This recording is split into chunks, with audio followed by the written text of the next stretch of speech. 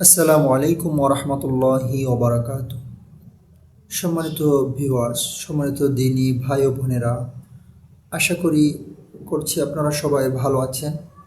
আলহামদুলিল্লাহ, আমিও আল্লাহর অশেষ মেহেরবানিতে, আল্লাহর দয়ায় অনেক ভালো আছি।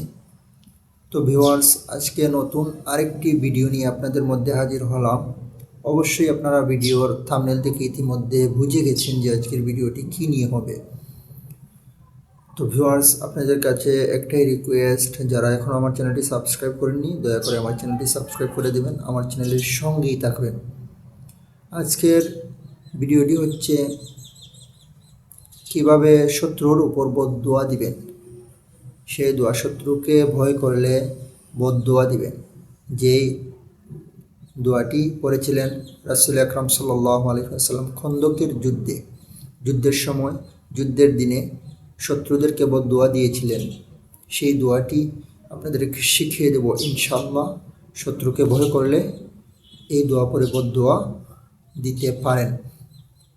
সেই দোয়াটি হলো আল্লাহুম্মা মুনজিলাল কিতাব সারিআল হিসাব আহজিমিল আহজাব আল্লাহুম্মা আহজিমহুম ওয়াজালজিলহুম।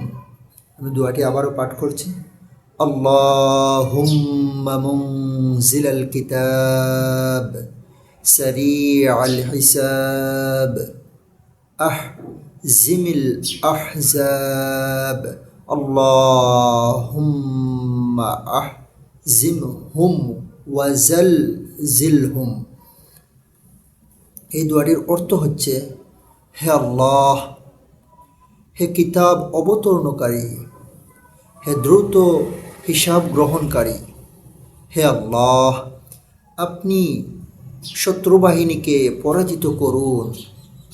হে আল্লাহ, তাদেরকে আপনি পরাজিত করুন এবং তাদেরকে কাঁপিয়ে দিন। এটা রাসূল আকরাম সাল্লাল্লাহু আলাইহি ওয়াসাল্লাম খন্দকের যুদ্ধের দিনে পড়েছিলেন। শত্রুর বিরুদ্ধে এভাবে দোয়া করেছিলেন রাসূল আকরাম সাল্লাল্লাহু আলাইহি ওয়াসাল্লাম। এই দোয়াটি হাদিস শরীফের মধ্যে এসেছে।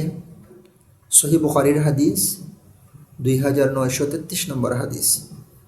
তো ভিউয়ার্স, আমরা অনেকেই শত্রুকে কোনো কিছু করতে পারি না। মুখ দিয়ে বা হাত দিয়ে অনেক সময় শত্রুদের সাথে আমরা পারি না। তো আল্লাহ পাক রব্বুল আলামিনের কাছে চাইবেন, ইনশাআল্লাহ আল্লাহ পাক রব্বুল আলামিন শত্রুকে পরাজিত করে দিবেন। এই দোয়া পাঠ করবেন। তো ভিউয়ার্স, দেখা হবে অন্য কোনো দিন নতুন ভিডিও নিয়ে, দোয়ার ভিডিও নিয়ে ইনশাআল্লাহ। সেই পর্যন্ত ভালো থাকুন, সুস্থ থাকুন। আসসালামু আলাইকুম ওয়া রাহমাতুল্লাহি ওয়া বারাকাতুহু।